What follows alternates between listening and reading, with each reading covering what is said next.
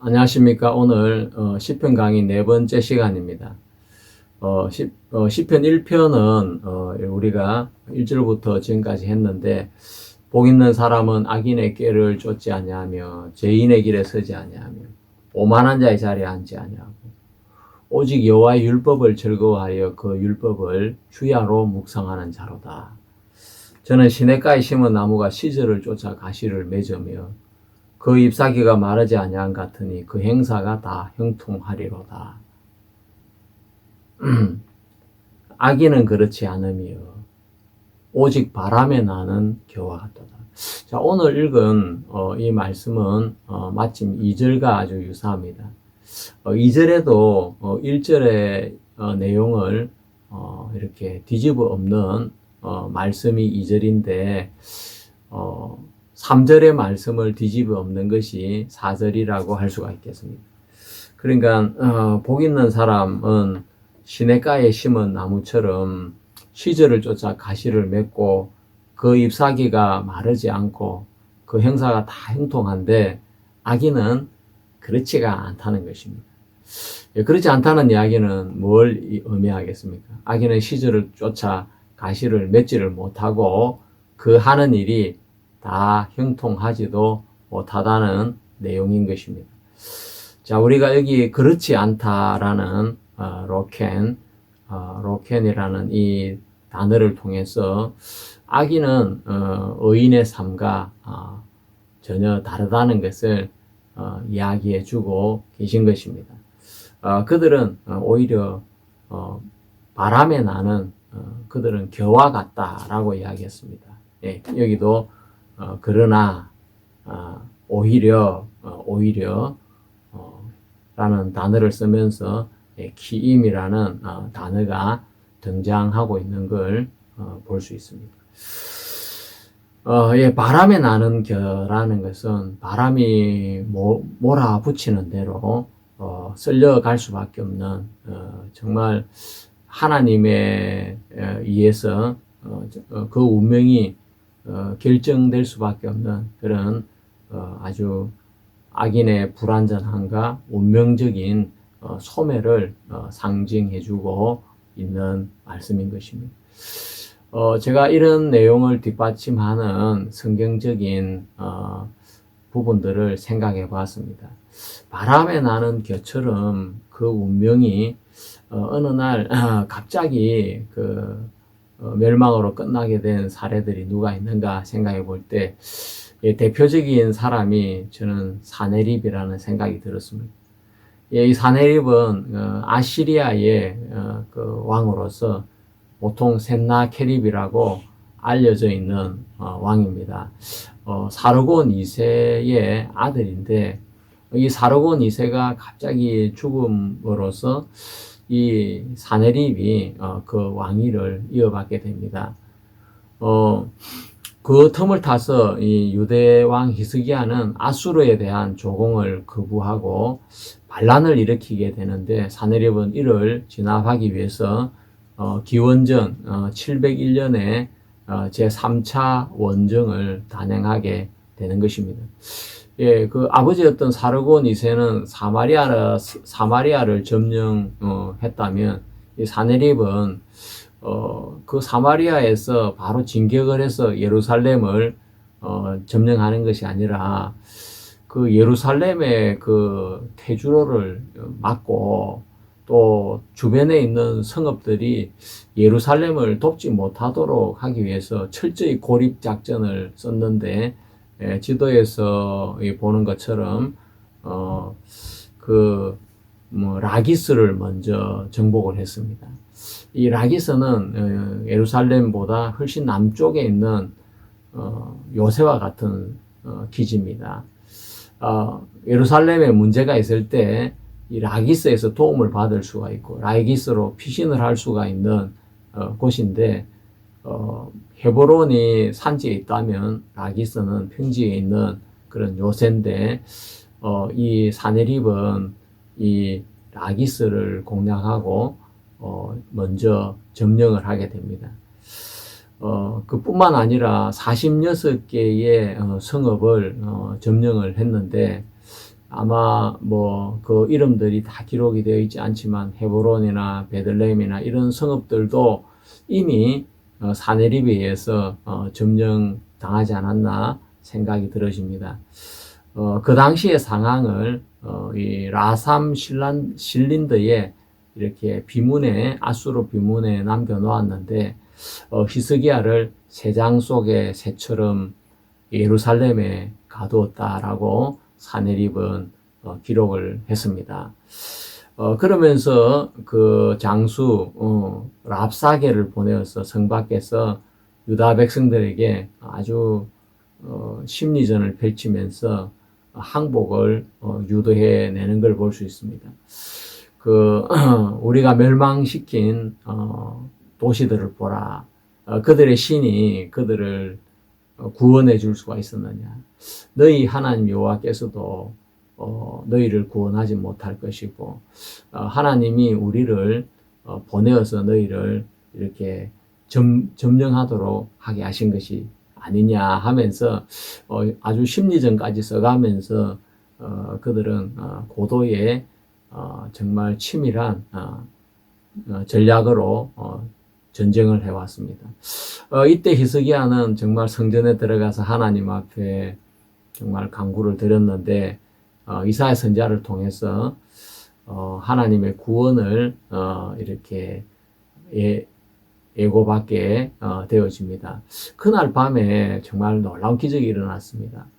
하나님이 하나님의 사자를 보내어서 아수르 군대, 당시 최정예 부대인 아수르 군대 18만 5천 명, 엄청난 숫자의 군대인 거죠.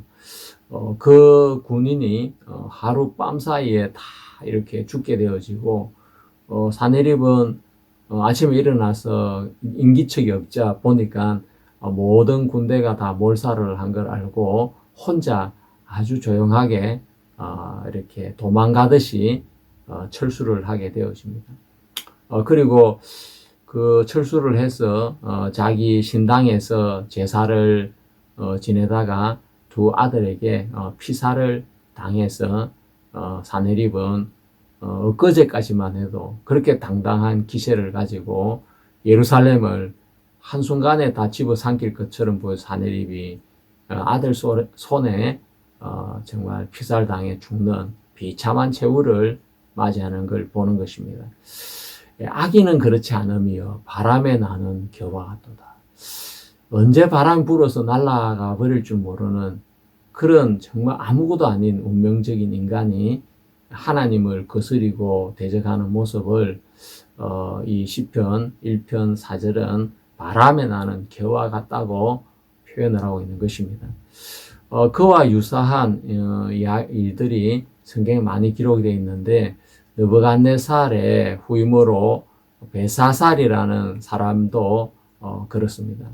이 벨사살이 예루살렘에서 가져온 하나님을 섬길 때 쓰는 성전 기명에다가 술을 따라서 마시면서 나무나 금이나 뭐 돌로 만든 신을 찬양하고 했는데 그때 손가락이 나타나서 메네 데겔 우바르시네라는 글씨를 남겼습니다. 그것은 하나님께서 당신을 저울에 달아서 보니까 당신이 부족함이 되었다. 당신 오늘 밤에 죽게 될 것이라 했는데 그 꿈처럼 이렇게 그날 밤에 벨사살은 죽임을 당하게 되는 것입니다. 이렇게 바람에 나는 겨처럼 날아가 버리고 없어져 버릴 인생인데도 자기 자신이 대단한 사람인 줄 알고 하나님을 거스리고 대적하는 이야기들이 성경에 무수히 나오는 것입니다. 예, 또 성경에 나오는 인물로 사울 왕을 들 수가 있는데 사울은 기름 부음을 받고 왕이 되었고 하나님의 말씀을 이렇게 여러 차례 받았지만 그는 그 말씀을 업신여기고 짓밟아 버렸습니다. 사무엘에게 사무엘 선지자가 사울 왕에게 자기를 기다리라고 했는데도 블레셋 사람들이 쳐들어왔을 때 그는 너무 다급해서 하나님 앞에 은혜를 구해야 된다고 하면서 자신이 제사장처럼 제사를 지내게 되었는데 그 일이 하나님 보실 때 망령된 일이었고 하나님은 그 제사 번제가 끝나자마자 사무엘이 와서 당신이 하나님 명령을 어겼기 때문에 당신의 나라가 길지 못할 것이다 라고 예언을 했습니다. 그리고 하나님 마음에 맞는 지도자를 세울 것이라 했는데 다윗이 세워졌습니다. 또 아말렉을 진멸하라고 하나님 하셨을 때도 사울은 그 말씀을 듣고도 의도적으로 하나님 말씀대로 아말렉을 완전히 진멸하지 않고 살찌고 기름지고 좋은 것들은 남겨서 하나님 앞에 제사를 지낸다고 이렇게 끌고 왔던 것을 볼 수 있습니다. 그런 하나님 말씀을 짓밟는 그 사울이 블레셋하고 전쟁을 할 때 블레셋에게 쫓겨서 저 갈릴리 호수가 있는 그 근처까지 길보아 산까지 페주에서 도망을 가다가 자기가 블레셋 사람에 의해서 죽을 걸 애감하고 그러니 차라리 내가 자결을 하자 하면서 스스로 자결을 하게 되고 두 아들 말기수아와 또 요나단도 이렇게 죽는 아주 끔찍한 최후를 맞이하게 되는 것입니다. 예, 정말 물가에 뿌리를 내리고 사는 의인의 삶과 정말 물가에 뿌리를 내리지 못하고 자신의 생각을 믿으며 하나님을 짓밟고 거역하는 그 악인의 삶은 너무나 판이하고 그 결과는 다른 것입니다. 우리는 지난 시간에 아브라함과 야곱이 그때마다 하나님의 말씀을 공급받으면서 물가에 심겨온 나무처럼 정말 뿌리로부터 물을 공급받아서 시절을 쫓아 결실을 하고 또 그 하는 행사가 다 형통한 그 이야기를 차근차근 나누었습니다. 저도 그 말씀을 나누면서 정말 저도 제가 구원을 받기 전에 제가 교회를 다녔지만 하나님 제 기도를 들으신다. 그런 믿음을 한 번도 가진 적이 없었습니다. 제가 중학교 3학년 때부터 교회를 나가면서 한 번은 우리 학생회 캠프를 참가한 적도 있었고 또 한 번은 학생회 또 임원들과 같이 산상 기도회에 올라가서 밤새도록 소리를 질러가며 기도한 적이 있었는데 하나님이 내 기도를 들으신다는 그런 확신은 단 한 번도 가져보지를 못했습니다. 근데 제가 구원을 이렇게 받았을 때 첫 번째 하나님 제게 주신 것은 이 가늠한 여자가 죄를 용서받는 이 이야기가 하나님이 내 죄를 용서해 주신다는 이야기구나. 처음으로 그 이야기가 내 이야기라는 사실을 확신하게 되었고 십자가의 죄를 용서받은 그 강도를 항상 부러워했는데 그 강도에게 하신 말씀이 나에게 하신 말씀이라는 것을 확신하게 되었습니다. 그러면서 이 성경 말씀이 하나님이 나에게 하신 말씀인데 나는 지금까지 그냥 다른 사람에게 하신 이야기로만 생각했구나. 그렇게 그때야 깨달음이 왔습니다.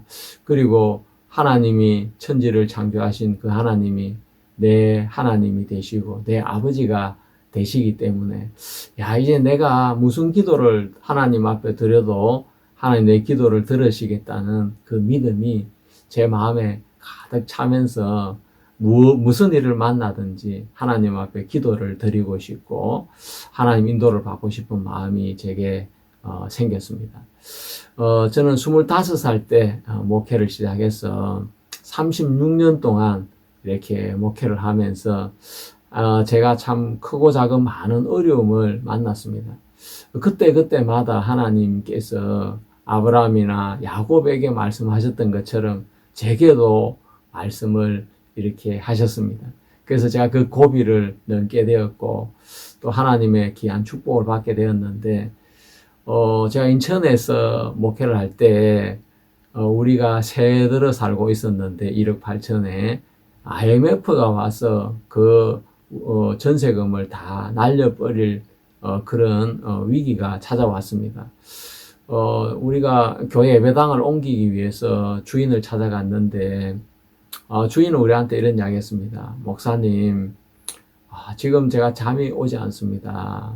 우리 회사가 너무 어렵고 부도 직전인데, 이 다른 돈은 모르지만 이 교회 돈을 떼먹으면 정말 그 저주를 받을 것 같은 마음이 드는데 어찌해야 될지 모르겠습니다. 그러면서 오히려 그 우리 돈을 어떻게 돌려줄 것인가 그분이 막 고민을 하면서 괴로워하는 걸 보았습니다.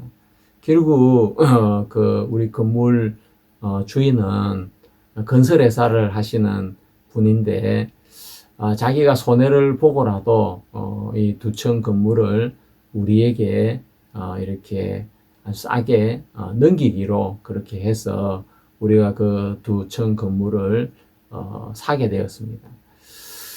정말 하나님 은혜로 그 건물의 전세금을 잃지 않게 되었는데 우리가 그곳에 있을 때 그 여름 캠프를 한다고 제가 우리 청년 형제를 여름 캠프에 가자고 권했습니다. 그 형제는 예배 시간마다 늘 졸고 입만 열면 원망을 하고 불평을 하는 형제였는데 이 형제에게 하나님의 은혜가 필요하고 말씀이 필요하겠구나 해서 수양회를 권했습니다. 그리고 그 형제가 참석해서 말씀을 듣고 마지막 날 저녁 식사를 하고 집으로 올라간다고 출발을 했는데 얼마 있다가 전화가 오게 됐습니다. 교통사고가 났는데 다른 사람은 괜찮은데 그 형제만 크게 다쳐서 대전에 병원에 입원을 해 있다는 것입니다. 그래서 제가 그 대전 병원에 찾아가서 형제를 보니까 정말 말로 다 할 수 없을 정도로 형제 이 가슴에 안전띠 자국이 나 있고 또 몸은 움직일 수 없을 지경이 되었습니다.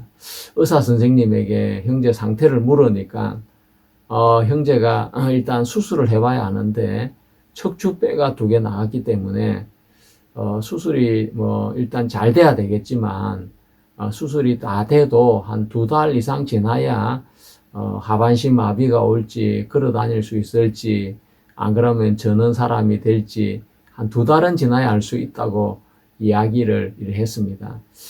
참 저들은 너무 걱정이 됐는데 그때 형이 와서 제게 소리를 지르면서 이야기했습니다. 목사님, 왜 우리 동생을 이런 캠프에 초대했습니까? 우리 동생이 만약에 병신이 된다든지 불구자가 된다든지 하면 그때 내가 절대 가만 안 있을 겁니다. 목사님 책임지셔야 됩니다. 제가 캠프 형제를 초대한 것이 이런 결과가 일어날 거라고 한 번도 생각을 못 했는데 정말 너무 마음이 안타까웠습니다. 그래서 교회 가서 우리 형제 수술이 잘 되기를 같이 기도회를 했는데 그때 우리는 마태복음 18장에 나오는 말씀 예수님께서 그런 말씀하셨습니다. 예수님께서 2 사람이 땅에서 합심하여 구하면 내 아버지께서 저희를 위하여 이루시리라. 그 말씀이 너무 은혜가 되었습니다. 정말 그 말씀대로 베드로가 옥에 갇혔을 때 교회가 합심해서 기도를 했을 때 옥문이 열리면서 베드로가 나오는 놀라운 역사 일어났는데 우리도 그 말씀을 의지해서 하나님 기도를 드렸습니다. 하나님, 형제가 12시간 이상 긴 수술을 받아야 된다고 하는데 사람의 집중력이 50분밖에 안 되는데 사람이 수술하면 저 형제는 반드시 불구자가 됩니다. 하나님이 의사의 손을 잡고 의사의 또 정신력, 집중력을 잡아주셔서 하나님이 수술을 해주셔서 형제의 수술이 하나님으로 말미암아 완벽하게 되게 해주시고 형제가 건강하게 또 신실한 믿음의 사람으로 돌아오게 해주시고 가족들을 다 구원해 주십시오라고 우리는 기도를 드렸습니다. 그 기도를 드리고 나서 나중에 형제를 신방을 갔는데 형제가 점점 달라지는 걸 보았습니다.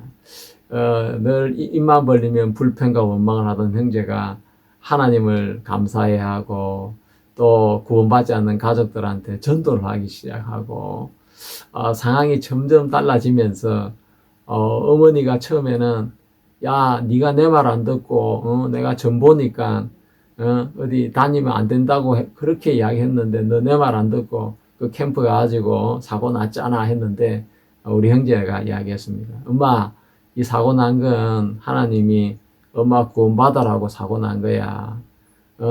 엄마 구원 안 받으면 하나님 나를 더 쳐실 줄 몰라. 얼른 구원 받아야 돼. 이 자식이 무슨 그런 소리를 해. 예, 우리 그 모친님이 아들 이기는 어머니가 누가 있습니까? 결국 아들의 성함이 못 이겨서 교회를 출석하시게 되고 또 나중에 그 형제가 수술이 끝나고 한 달 반 만에 수술이 너무 잘 되어서 걸어 나오게 되었습니다. 또 교회에서 좋은 자매를 만나 결혼도 하고 하면서 그 모든 가족이 교회 연결이 되어서 구원도 받고 교회를 나오게 되었습니다. 저는 정말 그때 일을 생각하면 너무 하나님 앞에 감사하고 제 영혼에 축복이 이렇게 되었습니다. 그리고 제가 또 여수에 갔을 때는 제 전임 사역자가 산 예배당이 매매 무효 소송에 걸려가지고 아주 1심에서 패소를 하고 2심에서 2년 동안 재판을 하면서 굉장히 어려움을 겪었습니다. 우리 매일 기도회를 하는데 이렇게 재판을 받기 위해서 가면 우리 변호사님이 목사님 이건 영적인 전쟁입니다. 기도하셔야 됩니다. 그러면서 우리 매일 기도하는데도 또 기도하라고 그렇게 우리를 책망을 했습니다. 정말 길이 보이지 않는 싸움이었습니다. 근데 어느 날 그 변호사님이 지원에 판사로 가시고 재판이 얼마 남지 않았는데 새로운 변호사님을 우리가 선임해야 했습니다. 그래서 누구를 선임해야 될 줄 몰랐는데 그분이 추천해 주는 분을 선임했는데 그분은 사법연수원을 마치고 국회에 사무처에 근무하다가 이제 변호사 업무를 처음으로 시작한 변호사 햇병아리였습니다. 그분은 처음에는 이 재판에 대한 자신감을 가졌는데 상대방 변호사는 부장 판사를 지낸 아주 노련한 전문가 변호사인데 그분하고 같이 변론하다 실력이 드러나게 된 것입니다. 그러면서 자신이 점점 불리해져 가는 것을 느끼게 되었습니다. 이제 마지막 변론이 있을 때 우리 변호사님이 아침에 약주를 하고 오셨습니다. 변호사님 오늘 변론이 있는데 새벽에 아침부터 약주를 하셨습니까? 하니까 목사님 저 오늘 변론 안 하려고 합니다. 왜 그러십니까? 저 거짓말장이들하고 내가 변론도 못 하겠습니다. 그래서 오늘 판사님한테 변론 그만하겠다고 내가 이야기하려고 합니다.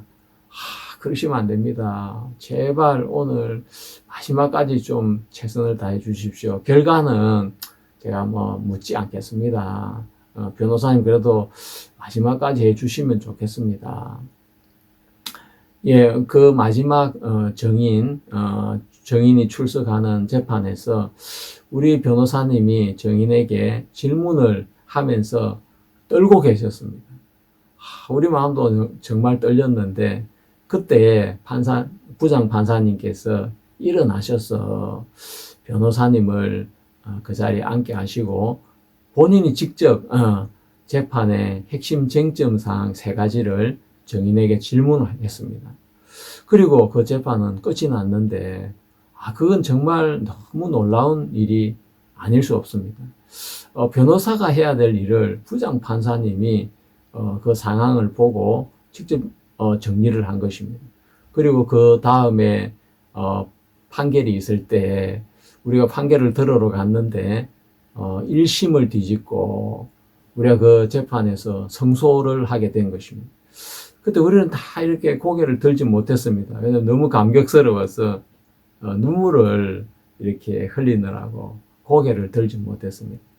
근데 그때 하나님이 우리가 기도회를 매일 하면서도 재판을 받으러 가면 변호사님의 책망을 듣고 어렵다는 이야기를 듣고 할 때 우리 마음 너무 기가 막혔습니다.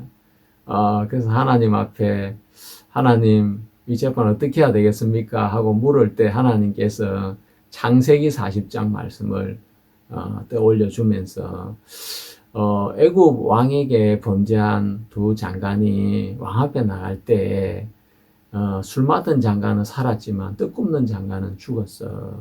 떡 굽는 장관은 떡만 들고 간 게 아니고 그 위에 구운 식물을 얹어서 그런 거야. 네가 하나님 앞에 나갈 때는 예수님의 보혈만 의지하든지 예수님의 그 우리를 위해 찢긴 몸만 의지해야지 그거 말고 다른 어떤 것도 얹으면 안 돼. 그 말씀이 제 마음에 큰 힘을 주었습니다. 그렇구나. 예수 그리스도 외에는 우리에게 하나님의 마음을 움직일 수 있는 어떤 것도 없구나. 하나님 오직 예수 그리스도를 인하여 우리를 받으시고 우리를 구원하시고 우리를 축복하시는구나. 그렇다면 하나님, 저희들이 지금까지 금식한 거, 철야한 거, 진실하게 산 거, 하나님을 열심히 믿었던 거, 그 모든 걸 내려놓고 오직 예수 그리스도만을 의지하겠습니다. 예수님만 보시고 우리를 축복해 주십시오. 그런데 정말 하나님이 예수님 때문에 우리를 축복해 주시겠다는 마음이 강하게 일어났습니다. 우리는 이번 이 재판에 이기겠다. 그 마음이 들었는데 정말 그 마음대로 하나님께서 그 재판에서 이기게 해주셨던 것입니다. 그거 말고도 참 하나님이 제가 편두통이 걸려서 참 서울에서 고생 하다가 너무 편두통이 안 나와서 제가 병원에 가서 MRI까지 찍었는데 혹시 암이 아닌가 싶어 찍었는데 MRI 상에는 아무 이상이 없었습니다. 의사한테 물었습니다. 왜 의사 선생님, 난 머리가 이렇게 아픈데 MRI 아무 문제가 없습니다. 이거 잘못된 기계 아닙니까? 하니까 편두통은 나타나지 않습니다. 그 뒤로도 제가 편두통 때문에 잠을 이루지 못할 때가 많았고 아플 때마다 타이레놀을 한 알씩 두 알씩 먹었는데 치료가 되지 않았습니다. 하루는 캠프에 가서 밤새도록 편두통이 심해서 한숨도 잠을 못 잤는데 그날 제가 새벽에 생각을 해봤습니다. 왜 하나님이 내게 이렇게 편두통을 주셨을까? 차라리 하나님 나를 데려가시지. 너무 고통스럽습니다.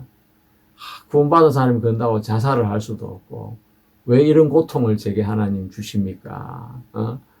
예수님의 고통으로 만족하지 않습니까? 그때 하나님이 제게 11장 24절에 나오는 말씀처럼 기도하고 구하긴 했지만 받은 줄로 믿지를 못했구나. 하나님, 제가 죄송합니다. 지금부터 믿겠습니다. 저는 이제 믿습니다. 하나님, 내 기도를 들은 줄 믿습니다. 그럼 저는 이제 나았습니다. 나은 사람은 어떻게 행동해야 되지? 그러면서 제가 이제 맡은 일도 하고 성도들 교제도 해주고 이래 했는데 저도 제가 아픈 걸 까마득하게 잊어버리고 한 하루가 지나고 이틀, 3일이 지나고 캠프를 마치고 집에 돌아갈 때 제가 운전을 하고 있는 제 자신을 보았습니다. 야, 내가 언제 내 편두통이 나았지? 정말 씻은 듯이 깨끗하게 제 편두통이 나았고 그 뒤로 15년이 이상 지났는데 제가 편두통 때문에 잠을 못 잔 적도 없었고 머리가 아파서 타이레놀을 먹은 적도 그 뒤로 없었습니다. 정말 하나님은 제게 어떤 일이 있을 때마다 말씀을 주시고 그 말씀을 통해 믿음을 제게 심으시고 또 하나님이 그 믿음의 결과로 열매를 맺으시는 걸 보았습니다. 거기서 마침 하나님이 아브라함을 인도하실 때 말씀을 주시고 또 말씀을 주시고 인도하신 것처럼 하나님이 제게도 계속해서 어려운 일이 있을 때마다 말씀을 주시고 말씀을 주시면서 제 삶의 시절을 쫓아 열매를 맺고 그 행사가 다 행통하리라는 그 간증이 저의 간증이 되게 하셨습니다. 정말 제 어려움 속에 저를 도우신 하나님을 간증하려면 한이 없고 끝이 없는데 시간 관계상 오늘은 여기까지를 하겠습니다. 또 기회가 되면 하나님 제게 어떻게 축복하셨는지 어떻게 믿음을 배우게 되는지를 말씀드리겠습니다. 우리가 다음에는 시편 1편 5절과 6절에 나오는 말씀을 같이 나누겠습니다. 감사합니다.